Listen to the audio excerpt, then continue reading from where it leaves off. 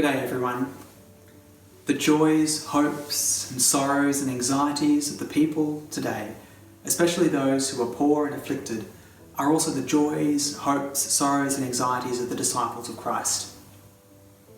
These are the opening words to GAUDIUM et SPES, the Second Vatican Council's Pastoral Constitution on the Church in the modern world.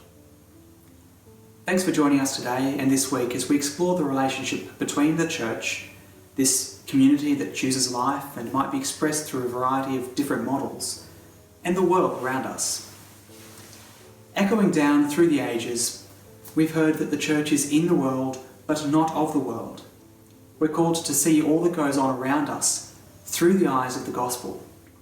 This is what sets us apart from the world but in no way diminishes our presence in it.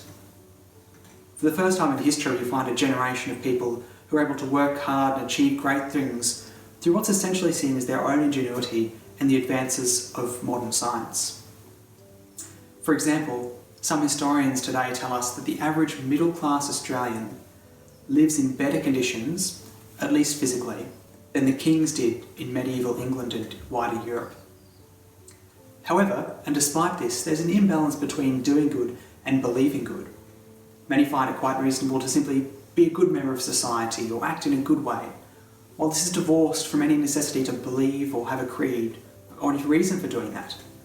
I'm not saying that people that are simply nice people or do-gooders are anything less than that. However, I am suggesting that as members of the Church, our disposition towards being good in this world is not only for the world's sake, but because of a belief in Christ. In the words of GAUDIUM et SPES, it is the human person that is to be saved and the human society to be restored. Later it continues, the Church's belief that Christ, who died and was raised for everyone, offers to the human person, through his Spirit, the light and strength to respond to its highest calling. So this week we'll journey with the document GAUDIUM et SPES and discuss the calling of the Church in the modern world, addressing some problems of special urgency, and seeing how we can read the signs of the time through the light of the Gospel.